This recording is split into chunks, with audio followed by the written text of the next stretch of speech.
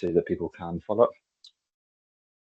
And as you join the meeting today, if you'd like to take a moment to just comment where you are joining from, let us know in chat. So if you want to connect us off, this can be a social thing. So feel free to pop in your LinkedIn URLs and connect with each other. The reason I suggest that is because we are all advocates here. People are joining the session to learn more about accessibility, and quite often, if you have a challenge, a great way to learn is by consulting with anyone else. So obviously, we are here at Accessible Me who do that as a service, but I think peer-to-peer learning can be really strong. So let us know where you're joining from, either company-wise, location-wise, and drop your LinkedIn if you wish to do that. There are no obligations and no expectations. Hi everyone, I am Michael Osborne. I am the founder and CEO of Accessible Me. I'll take a moment to kind of explain a little bit who I am in just a moment. But essentially, I just want to kind of thank you for joining this session. The internet was made for everyone, and today we'll be looking at accessibility and the World Wide Web, celebrating the anniversary of the internet, essentially. So as noted, I'm Mike Osborne, the CEO founder of Accessible Me. I've got over 13 years experience in designing inclusive training. I've done so throughout my career for some of the world's biggest and leading brands. So the likes of Nestle, Roche, Ford, and JCB, Virgin Money, and British Airways. Why is it skipping along? I'm also a recognized speaker at Learn Technologies and other events. Some of you who have been on past sessions that we've done through Accessible Me, we've been doing them since January this year. Some of you may have known me from the Learning Network and others, or CIPD sessions. However you know me, whether you're following me already on LinkedIn or you're new to me today, welcome and thank you for joining us. Just to say a bit about Accessible Me, our goal, our mission is to unlock a world where everyone can learn. Okay, what's going on? Sorry, everyone. Bit of a spoiler on what we'll be covering today.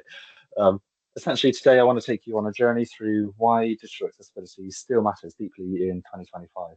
Now, with Accessible Me, we do look at physical accessibility as well, but that's not the topic of today's session. So what we're looking to do is why accessibility still matters and what you can do about it. So the session is part of the Inclusive Insights series. You can find out more about our future sessions on Eventbrite, and you can also catch up with our previous sessions on YouTube, where we add them all to a playlist, and this will include today. So my commitment to you is that you will be leaving today with some tools and ideas just to make the web a better place for everyone. So let's talk a bit about the web first and foremost. So the internet has been around for about 30 years now, or over 30 years. That's longer than most social media, longer than smartphones, and it is designed to connect us all. But there is a problem. And that problem is only about 3% of websites are fully accessible to people with disabilities. And that can be a whole host of disabilities, whether that's cognitive disabilities, whether that's hearing, whether that's vision, or even on more modern devices, speech devices. So many of us will have smart devices in our home, Amazon Echo, the Google variants, where speech can make a difference as well. So speech is an often underlooked aspect in most digital accessibility initiatives. At Accessible Me, we try and cover them all.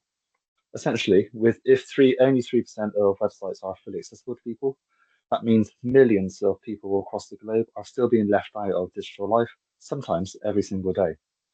So whether that's shopping, whether that's kind of online learning, where many of you will know me from, or just simply applying to the job, reading the news, checking the weather forecast, or planning your next holiday, really basic stuff that we all do day to day can make a big difference. Imagine you are looking to buy your next home. You're using a property site such as Purple Bricks or any of the others, or you're looking for your next holiday, and you're on booking.com, and they might be using things like alternative text, but if the alternative text says text simply just tells you this is a family room designed for two, doesn't really give you any context of, well, what's the lighting like in this room? You know, if I am somebody who may have a visual condition, like I could be partially sighted on one eye or reduced vision, it's a common misconception that blind people cannot see at all. A lot of people can see some kind of shapes or some form of colors. So good lighting really does make a difference, even if not for the blind or partially sighted person. It could be for their support dog if they have one for it as well. You know, you may make an assumption that um, if people are blind, they might not need a garden because they won't be spending time out there. But many of these sites do, you know, or many people do, because if they have a guide dog or a support dog, they need this space. So the descriptions of what we put in the alt text really does matter, and that's just one of many examples. Similarly, if you're showing, if you're a seller or a service, you're listing your items on Amazon, a descriptive alt text really can make the difference between whether you make the sell or whether you don't make the sell. So not just making a difference to the individual with disabilities, but making a difference to you, the person trying to sell your products, to sell your services, and to sell your wares. What I would say as well is imagine they constantly imagine constantly hitting a brick wall just to try and kind of live your life online. So if you're trying to make that doctor's appointment, that much, if you are perhaps struggling with your mental health and you need to reach out to support the Samaritans, for example, if those forms are not inclusive and they're jumping around, so you're filling in text, it's not keyboard accessible, you can't see it. Accessibility really can be the difference between, you know, someone being here in a couple of days' time or not being there. So whilst people may take accessibility for granted, it can have some serious impacts and some serious consequences. It'd be foolish of me to try and do a session on the World Wide Web and accessibility without mentioning WCAG, or the Web Content Accessibility Guidelines. So the WCAG is something you'll hear a lot in the digital accessibility space. It's something that was developed by the W3C, and these are essentially global standards. So the rule books for making your websites and digital content more accessible, content and usable to everyone. The latest version, so WCAG itself has been around for several versions.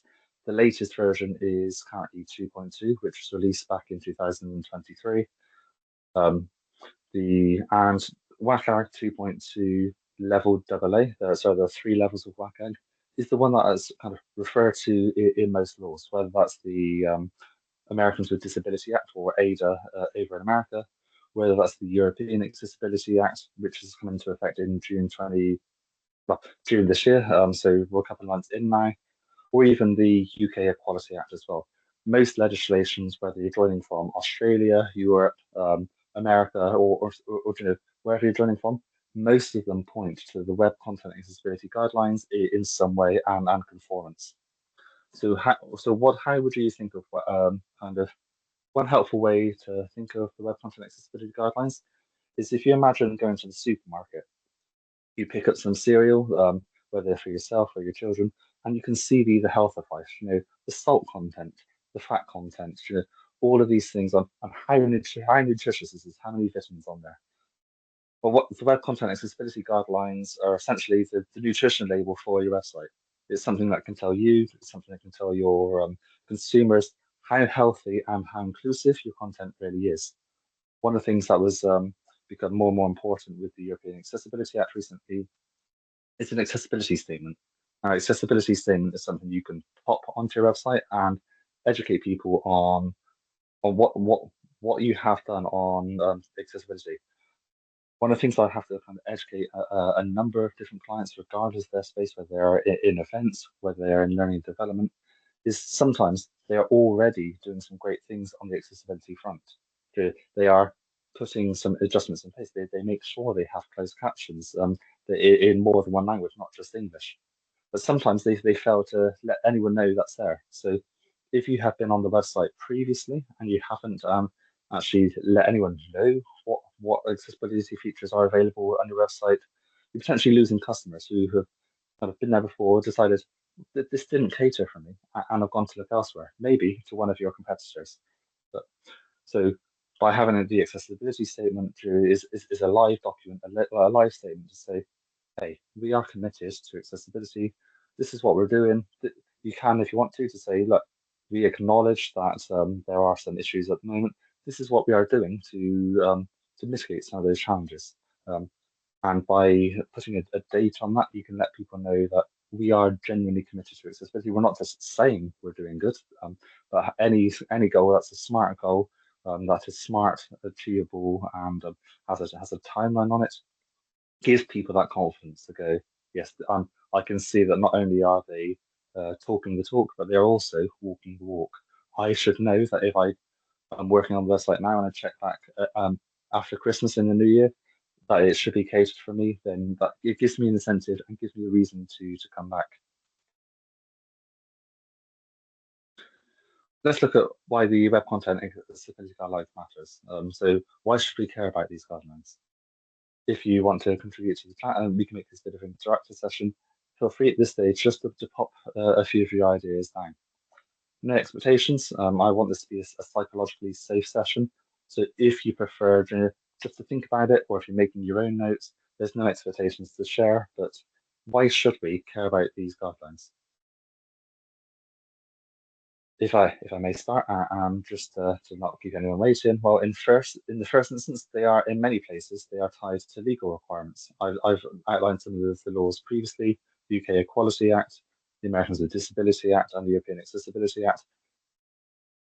Since the European Accessibility Act has come into effect, I've not seen too much in the UK, I will admit, but in France, I would say, are leading the way on lawsuits. So the law has been passed, it is in effect, and legal action is being taken about some of these businesses. And when the Americans with Disability Act Title 2 comes into effect in April next year, you'll see it a lot more overseas in America as well. But that's the stick. And if you think about the old carrot and stick analogy, I'm always a fan of accessibility is just the right thing to do. We are human, and at Accessible Me, we favour people first language. So you may be familiar with the medical model of disabilities. May be familiar with the social model. The reason I use people first language is if I take myself an example, I consider myself a neurodivergent cocktail of Tourette's, ADHD, autism, depression, and anxiety. I consider myself a person with autism, not an autistic person. The reason for that is the autistic side of me is just one part of my personality.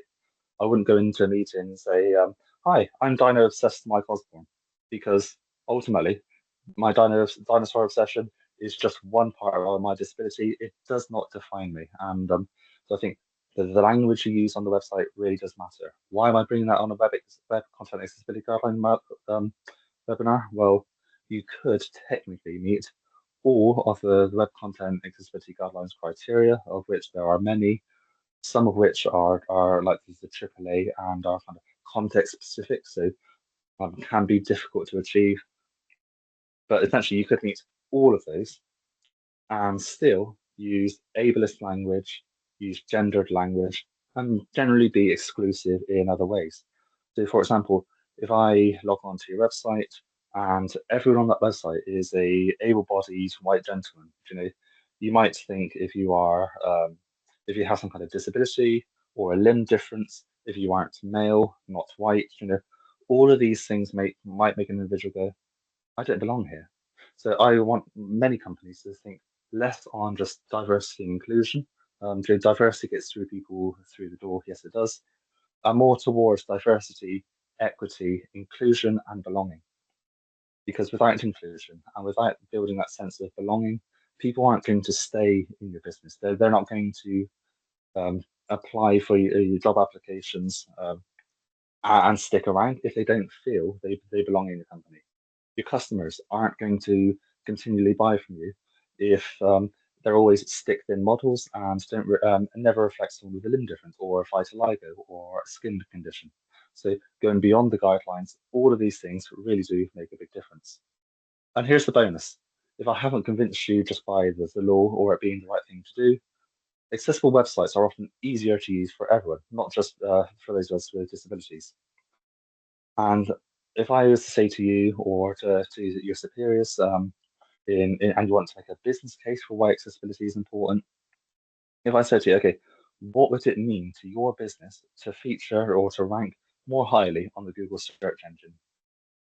Most of us know that the top results on Google, the one not necessarily the ones that are sponsored, but the top organic results are the ones that are going to get more hits. If you're on page 2, page 3, you might as well not even be there.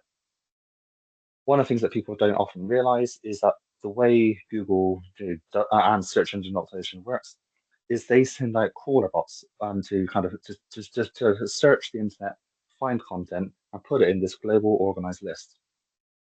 These crawler bots are essentially deaf, they cannot hear your content, and they are blind, they cannot see your content.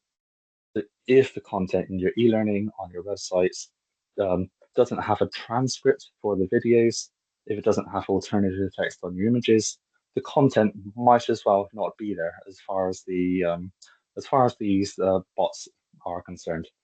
So, and also I read recently, Instagram and other social media, they are changing as well. So for a long time, if you wanted discoverability on your images, you'd use a series of hashtags, and some people were abusing which hashtags they used in order for that discoverability. The way Instagram is actually changing its algorithm is one of the things that's going to be factored going forward is the alternative text on your images. Why? Well, Instagram want the images that they show in their search results, the same as Google Images would. They want effective results. So if I was to search, I don't know, dogs, for example, I don't want to be seeing. If I search blue dogs or spotty dogs, there's no point just me focusing on dogs that only meet part of that criteria. The more richer the experience, the description, the alternative text, um, the more then Google or Instagram can show me specific things that I'm looking after. And this really is one thing to think about when you are sharing an image on your website and you're writing that alternative text. Why is it there? And if I, uh, to help you think about writing these alternative texts, how would I differentiate this image from another one? So if I said to you, picture an orange tree, I'm trying to try and find me an image of an orange tree. You might have something in your head. You might go on Google and go, fantastic. There you go, Mike. Here's a picture of an orange tree. A tree full of oranges, the fruit. And if I actually meant, no, I want a tree that's orange, like an orange tree. Do they like that's where the ambiguity can come in. So, if you just tighten the description to say a tree bearing orange fruit, or a tree that's colored orange, simple things like that can really make a big difference to somebody's perception of what the image contains. So what are the principles, the principles of WCAG? There are four of them, and those of you who have any familiarity with web content accessibility guidelines, when you think of the numbering system, there's say for example 1 to the kind of breakdown of the criteria. That first number, the 1, 2, 3, or 4, literally translates to this poor acronym. So number 1 is P for perceivable. Number 2 is O for operable. Number 3 is U for understandable. And number 4 is R for robust. Here's how the web content breaks it down, and it's surprisingly memorable. So if you think poor, does my website poor? The drink analogy, it often can stick in our head. If I take P, for example, can users actually see or hear your content? If I have a video and that video contains some written text on screen, and as you may see sometimes in adverts, you've got this beautiful classical music, but at no stage does the on-screen alternative text or the closed captions um, mention or cover the text that's embedded in the video. If you are blind and you can't see, all you've listened to is a orchestral piece. You know, you've missed the entire content of the advert, the call to action, the book now, or the important health information that was covered. Effectively, by not including a text alternative or synchronized closed captions with descriptive text to explain what's going on the screen as well, we as designers have put those barriers in place. So it's really important. Perceivable, can somebody see and or otherwise engage with your content? If it's written, for example, there are a number of tools now out there that can help put this into other formats. I've been talking with Synapse, for example, and the AI British Sign Language Company, who will be appearing on our next month's webinar on September 24th. Synapse are using AI for British Sign Language, which is a fantastic idea. The ability to take any content. Imagine me presenting to you here now, and a little avatar to sign to make the content more inclusive, especially if I can turn that avatar on or off. So if I'm somebody who finds an avatar doing signing distracting, it's user controlled.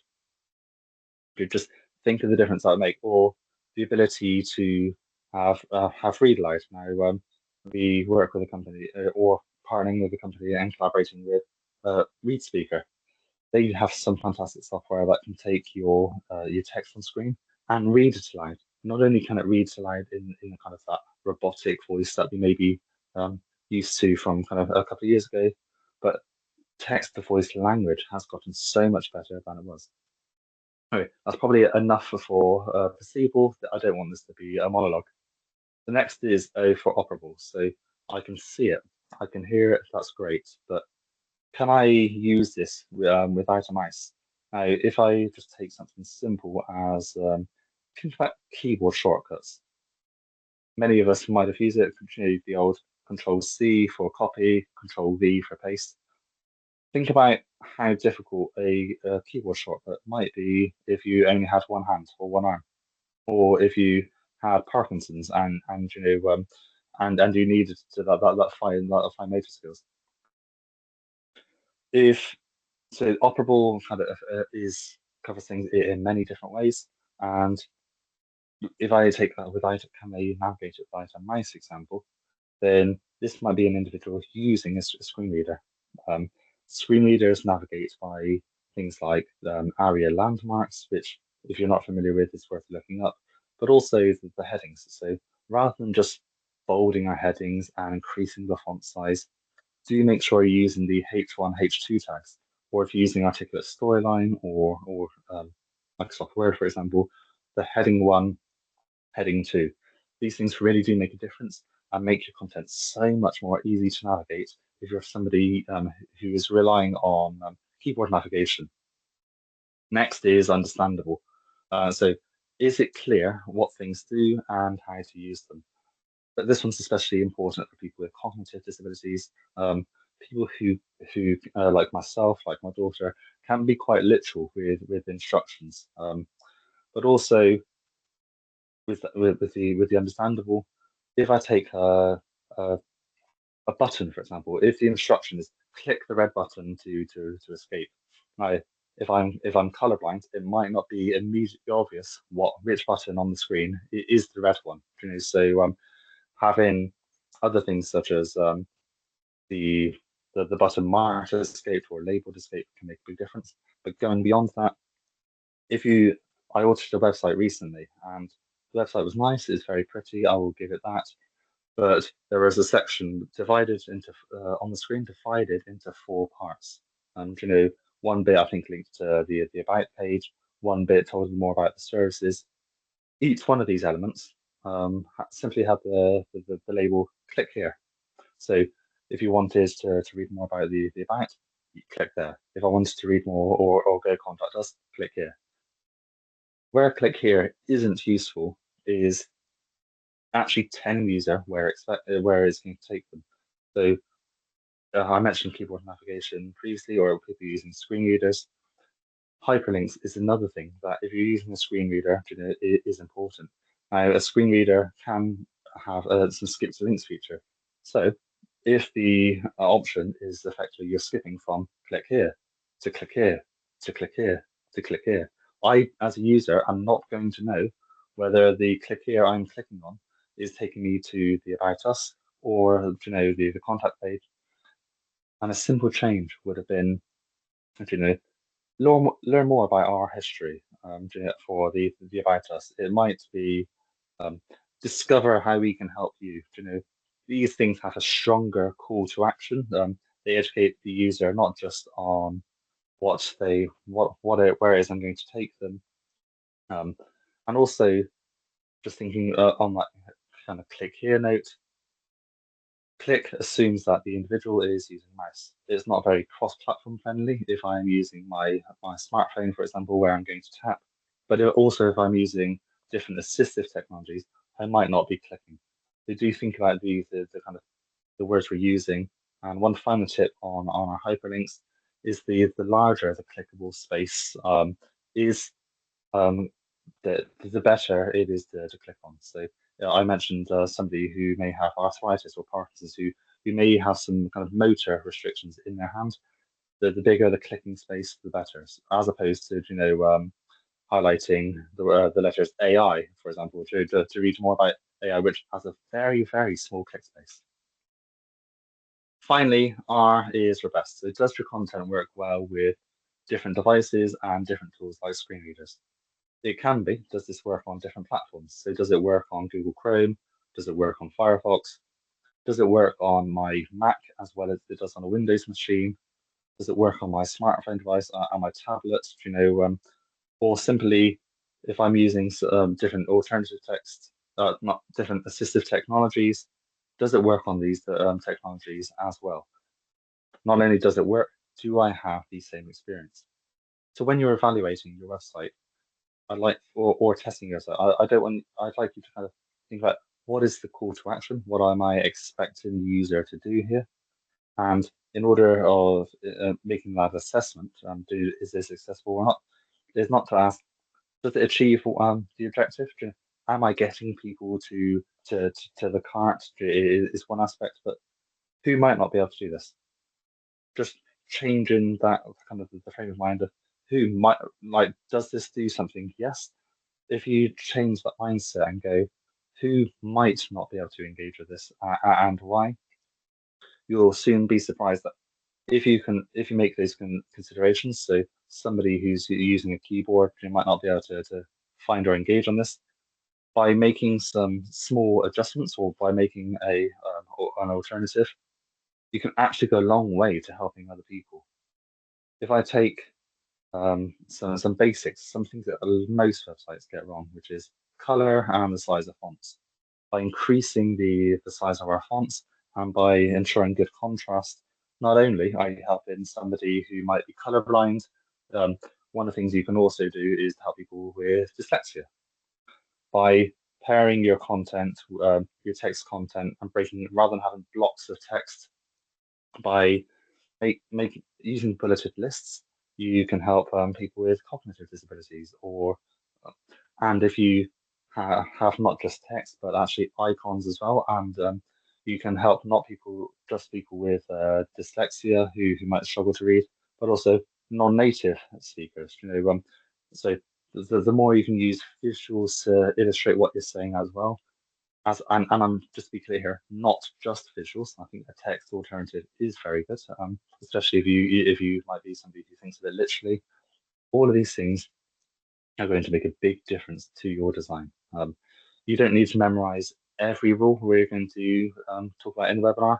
Just try and keep poor in mind as a helpful filter.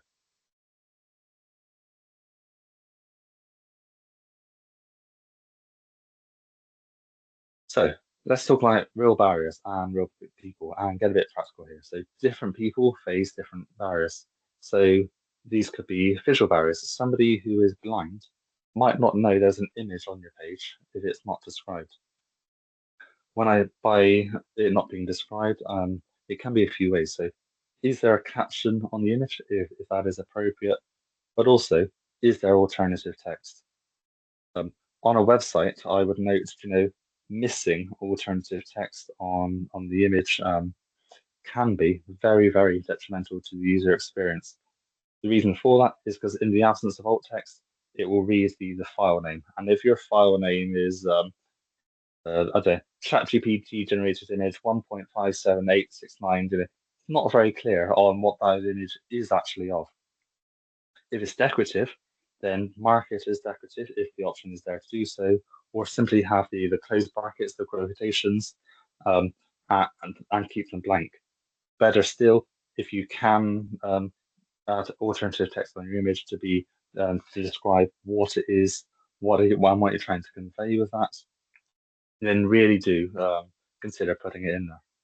Next, we have motor. So if you think about somebody who can't use the mouse, and this could be for a variety of reasons. It could be limb difference. It could be a temporary injury. So one of the things I think I'd like many people to think about here is we could have a temporary disability at any stage. Most of us are only ever temporarily disabled. You could fall down and break your wrists tomorrow and have a temporary disability. You could have glare from your window on your screen and not be able to see the text because of the contrast choices that the color choices that have been used. Furthermore, though, if designing for other people with disabilities isn't enough, I'd like you to consider this. We are all getting older, and as we get older, we start to lose our vision or have an impact on our vision. Many of us will lose our hearing, and many of us will get some form of arthritis or reduced mobility challenges. The working age keeps going up, and that doesn't matter whether you're in the UK, doesn't matter where you're abroad. Most of us will be working by the time I retire, probably into my 70s, and the chances of me having a disability are going to be much higher. So you might think, oh, I don't know, I don't have a disability at the moment, or no, nobody I know has a disability.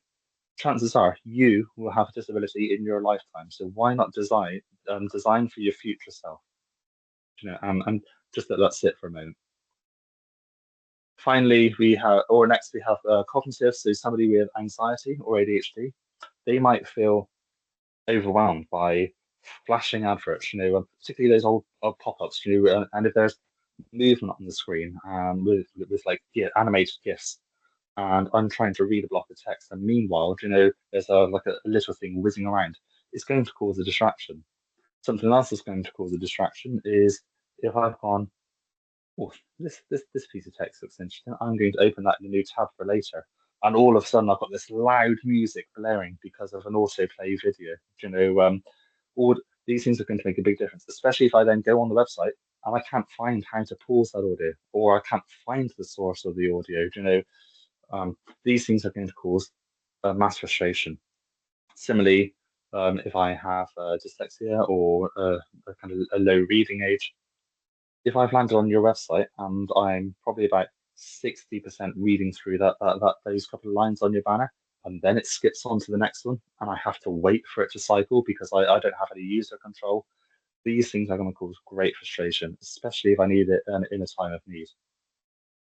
Finally, on this slide for now, hearing. So someone who is deaf, whether that's fully or partially, they might struggle to understand the information that's conveyed without captions. Ultimately, the key takeaway for this slide is these aren't just annoyances. They are blockers that put people away. So if I land on a musician's website because I'm interested in, I don't know, hearing music of Lewis Capaldi, he's someone else with Tourette's, so somebody I might want to go and learn more. But when I land on his website, it's playing his music and I can't stop it, and I've just got my baby to sleep, or I'm on the quiet zone of the train. You can imagine that's going to be quite a frustrating experience. And that's not a criticism on Lewis Capaldi by any means. I've not been on his website, and I don't know if that's accessible or not. It's just an illustrative example. So let's look at some quick accessibility wins. So what things can you put in place? Now, hopefully, much of this is going to be good news. A lot of accessibility fixes are simple and they are free. So add descriptions to your images. By descriptions, I mean your alternative text, so describing the image and captions, if relevant. One of the reasons why this could be important is Imagine I can't see the image, so I want to check the weather this week. It's school holidays. I want to plan the activities for my children, and the alternative text on the this week's forecast is weather forecast for a week commencing, 3rd of August, 4th of August. Really not helpful to me because I'm missing the entire context of what that image is trying to describe. Better still would be to build it in HTML so that I can follow along and actually my screen reader can describe what the forecast is going to be on the different days. Make sure your font is big enough. How many times have we landed on a website or received a document where the font is small? Now, you want to make sure your font is at least 16 pixels. What I would say here is if you have the ability to kind of to pinch on screen to increase the text size and decrease the text size, that technically does to an extent meet the criteria. But if I have to pinch the text to make it bigger, and then I have to scroll left or right to finish reading the line, again, it's just going to be a more irritating experience. If it gets so irritating, I'm going to leave your website. You've lost a potential customer, you've lost a potential employee, and all of these things are going to make a big difference. So just increase your text, cost you nothing. Try using your site with just the tab key. So by that I mean put your mouse aside, turn your mouse off, and see if you can navigate from landing on your website to all menus. You might be surprised on certain things. Is it skipping a certain option with radio buttons? Is it skipping your search bar? If you have alternative accordions in your e-learning, for example, is it actually going into the content or is it just skipping over that entirely?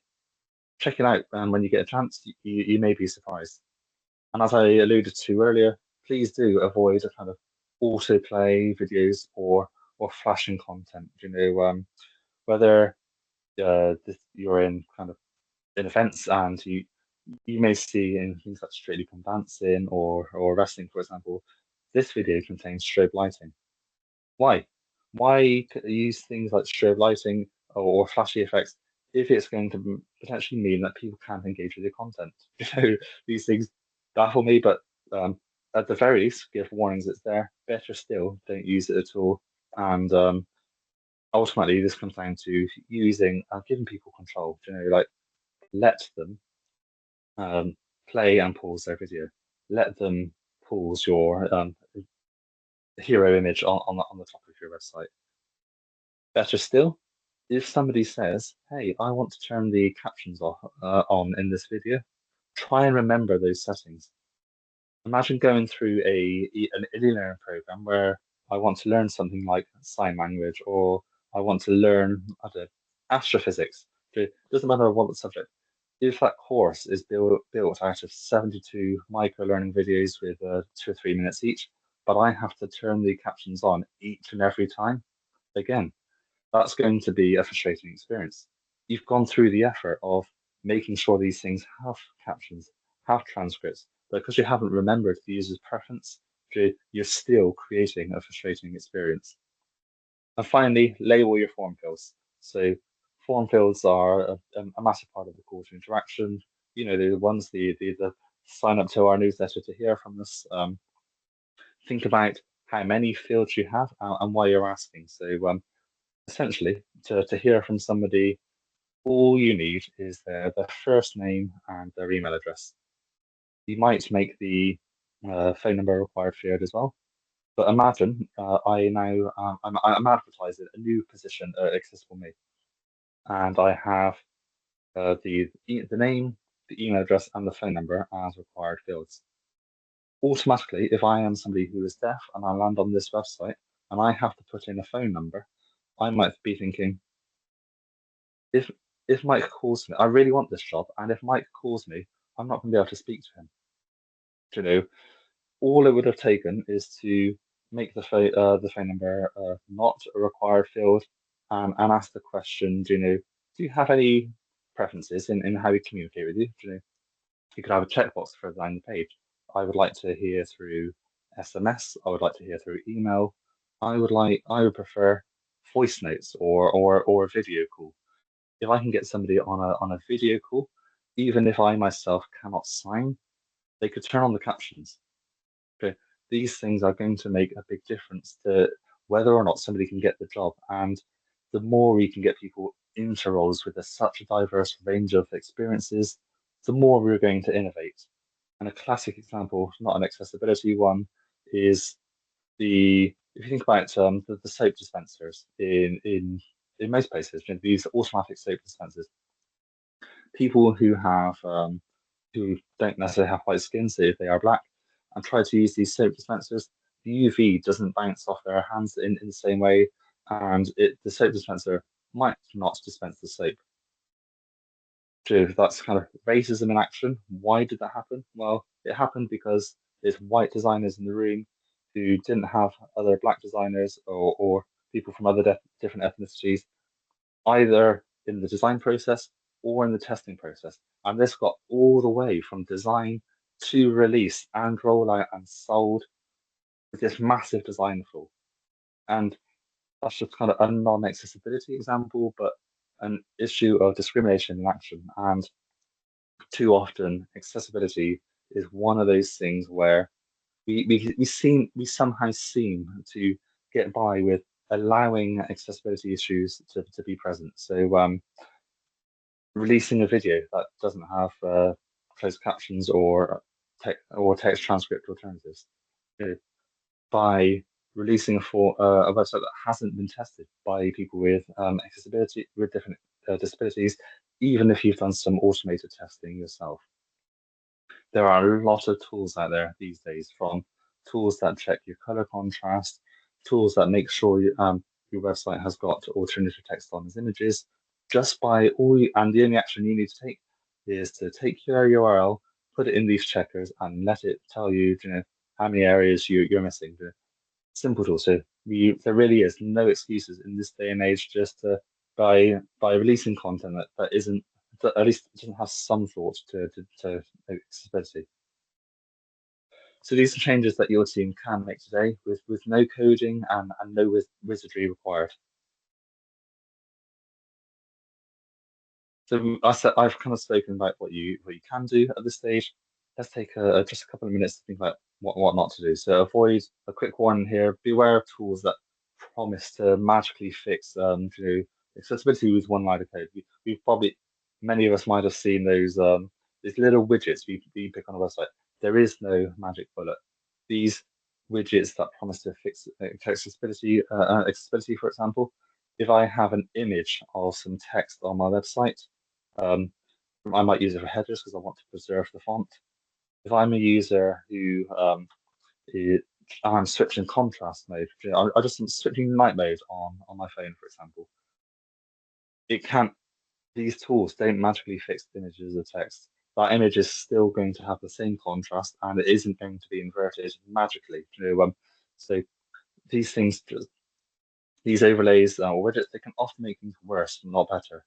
Try to avoid relying on things like color alone to give instructions, like click the red button, and try and avoid PDFs without accessible alternatives. So even if you're doing things that are well intended, if you have used the accessibility checker in Word to make sure you have all the alternative text, for example, things can still get broken in the PDFing process. So if you can have it in HTML or offer alternatives, please do that because it will make your content more accessible. As another tool, here's a simple tool you can take away today. It's called the access checklist. So it asks you 6 questions about your content. The number one is aesthetics. Does it look clean and does it look clear? By looking clean, looking clear, I'm touching on a few things here. So it could be white space around text. By white space, I mean the kind of the space between where the text starts and the edge of the screen. If you have lots of content on the screen and it's cluttered and you don't know where to look, you know, these things are going to make a difference to the experience. Next, we have content. Is it structured with proper headings and links, as I touched upon earlier in this webinar? Cognition. Is it easy to understand? Here, we could get into things like the reading age. And on most websites, you ideally want to kind of write to the level of somebody who might be kind of 12 or 13 years old in school. By doing that, you'll find that most people can understand the kind of the content on your website. Now, if there are specialist words, if this is the NHS, for example, and I need to describe certain medical conditions, you can absolutely use the terms, but anywhere we're using acronyms or specialist words, please do take a moment to define it, especially the first time it is used. Ease of use. Can I access the content without a mouse? Next is settings. So can the media be paused, or skipped or stopped or adjusted? Can I increase the speed, for example, of play? Can I slow it down? Can I speed it up if the presenter is speaking too slowly to me? And finally, specifics. So are the alt text, are the captions, and are the labels in place? Not only are they in place, but are they maintained? Quite often, when we update text on the website, all the website text gets updated. Images and the alt text is something that can be missed. And if you do miss that, what message do you think you're sending your potential customer? Essentially, they might think that they don't have that same level of thought, same level of care that somebody who doesn't have this disability might have. You could try these tools. So there is many of these tools are free, but do check. So Wave gives you a quick visual overview of your content. The WebEd contrast checker can help you with kind of color readability and give you a score. There's also the 8 shapes grid, which is a fantastic one to try if you want to check out your brand guidelines and see which combinations do work and which ones don't. The NVDA is a free screen reader you can try. So if you want to try that keyboard navigation, just consider doing something like popping a sheet or a towel over your screen, using the screen reader and seeing how far through your website you can get. And of course, you can simply use the tab key to try and navigate your website without a mouse. These are simple checks you can do. And for anyone who is interested, some of you may have seen this before on our social media content, but essentially, as a thank you for attending today, I'd like to kind of share with you, for anyone interested, your starter checklist. So there's a checklist I initially wrote for e-learning, but equally applicable to websites. And there's also a bonus e-learning module on assistive technologies. I will note here that the bonus module is from our partners at National Upskill. If you're interested for them, do check them out following the webinar. One of the reasons we partnered with National Upskill is, in many ways, they are an apprenticeship provider. So if you kind of live and work in England specifically, so not the whole of the United Kingdom, they have an accredited apprenticeship to help you learn about accessibility. And the great thing is, so much of it is paid for, but also our content. I'm a firm believer of we are better or stronger together than separate. So at Accessible Me, we have some fantastic content, self-paced content on understanding the web content accessibility guidelines in a simple way, because ironically, web content guidelines aren't that accessible with the language. We also have content on what does that mean in learning development. But the great thing about National Upskill is they plug some of those gaps. All you need to do to kind of get access to this is if you fill out the feedback form, which I'll send it in an email to all people, whether they attended or not, following the webinar. That'd be fantastic. And if you're watching on catch up, like on YouTube, just drop me an email and we can make that work. Next, so we do have about 9 minutes before the end of the session. I think I've only got 1 or 2 slides beyond this. So does anyone have any questions at this stage? Now is your time to ask anything that's on your mind, whether that's about alternative text, keyboard access, how to convince your boss why accessibility matters. I'm here to help. And at Accessible Me, our one rule is always this: the only question that's a silly question is one you don't ask. Because if you have a question, there's a good chance that someone else has. I can see, Hattie, you have your hand up. Yeah, hi. I just wanted to say thank you so much. This is so interesting. I'm really, I don't know, I feel very passionately about accessibility, and it's just something that I've tried to take to all of my jobs. Yes. And I work in the charity sector, so I think it's also super important there as well that all supporters kind of get the same experience. I'm a digital engagement executive, so my job is all emails. and we're making a really conscious effort as a team to make all of our emails super accessible. Yes. Do you have any advice on kind of how to sort of persuade anyone in digital content that kind of basically to try and get, obviously the website is a much sort of bigger Yeah. I project to think, work on, because we can obviously make changes to individual emails, and once obviously an email's gone, it's all about the next one, whereas like obviously pre-existing yeah. pages on websites are much like you've got this whole catalog of things to update. Are there any kind of kind of super persuasive arguments? I was really interested to hear about the SEO thing actually, and that's definitely an argument that I will be putting forward, that actually it will improve SEO, So the to be more SEO is accessible, you know. the SEO is definitely one. Another thing that ranks websites is things like bounce rate. So if people land on your website and they Mm, leave your websites, they're going to leave as well. So the bounce rate might come up through things like dead links, links that go somewhere. So if yeah. I linked to today's webinar, and I didn't have data once it closed, that can make a big difference. Things like tables is another one we need to be watching out for. But I Hmm. think your point is less about what needs to be done and more how do we convince others. So when I started the company, Accessible Me, we quite often got kind of middle managers who came to us for one or two reasons. Number one, they needed to convince leadership we need a pot of money, to spend on these Hmm. accessibility initiatives. Number two, is they have a team of people who are like, we're already busy. Why are you asking us to do this on top of everything else? So I think there's an element of education here, making people aware. It's one of the reasons why at Accessible Me we created Allyship, our accessibility themed escape room, so that people can experience the disabilities in a safe and simulated environment, Hmm. albeit for a period of time. And I always say to them, what's important isn't the experience you have, is the reflection that we do after. So have an Yeah. experience with these disabilities for yourself. How can we avoid putting these into action in the future? But I think ultimately is looking at the KPI. So one of the things I've been challenged previously on accessibility is, Mike, why should we spend making this money making a website more accessible to attract X percentage of customers when I could spend more on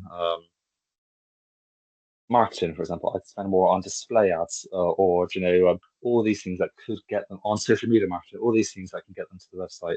I think we live in a world now where influencers are bigger online than they ever have Mm. been, and and reputation matters. So by by tapping into the purple pouch, the spending power of people with disabilities is one thing. If you look at the statistics on how much how much they have to spend, it is one area. And if I Hmm. take the fact that 1 in 10 men, or about 10% of the population, are have dyslexia, and about Hmm. one in 12 men, and 1 in 200 women have color blindness.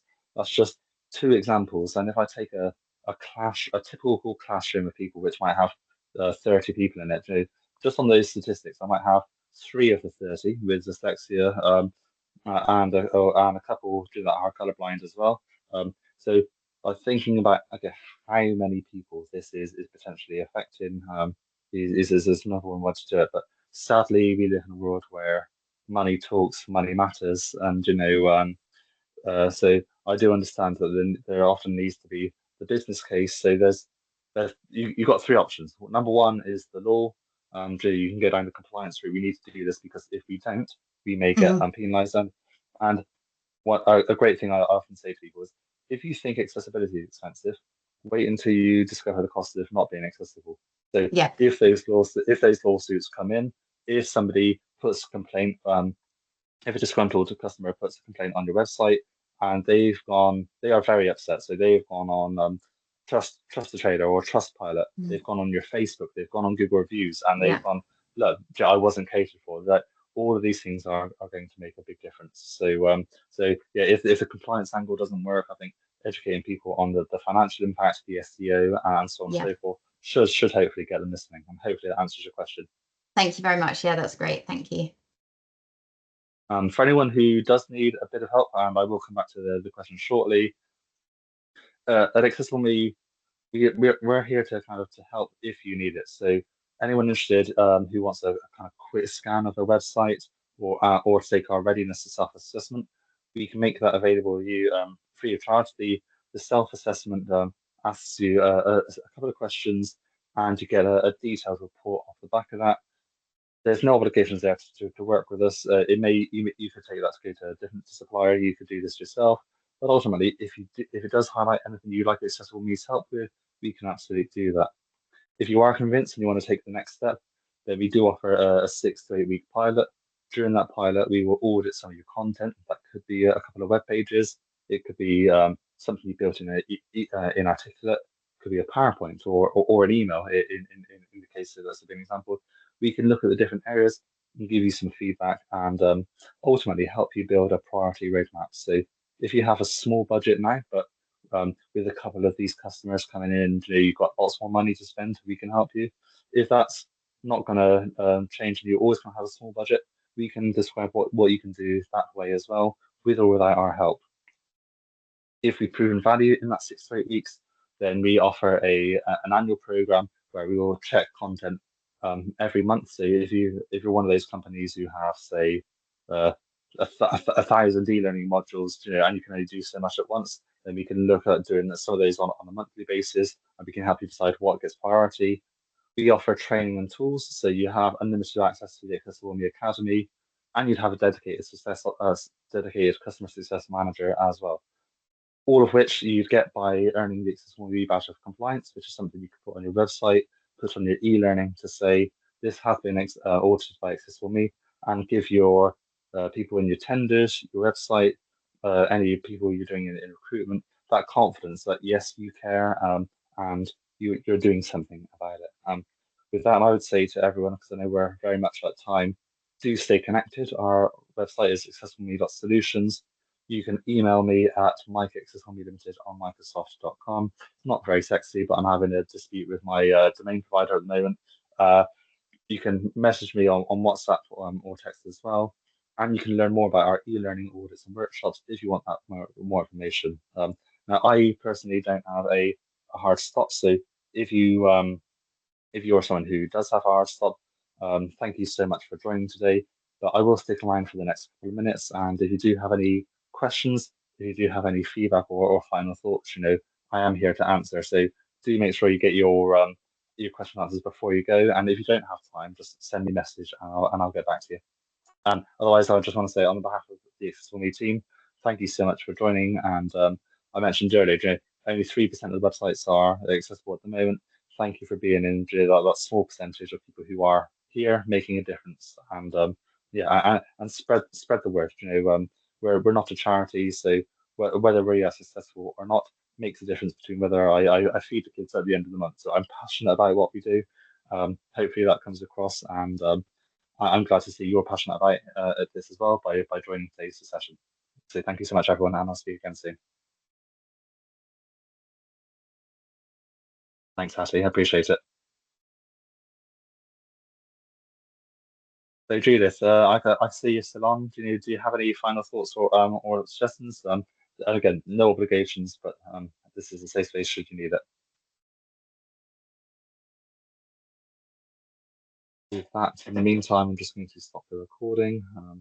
If you are watching on demand as well, thank you, and we will speak again.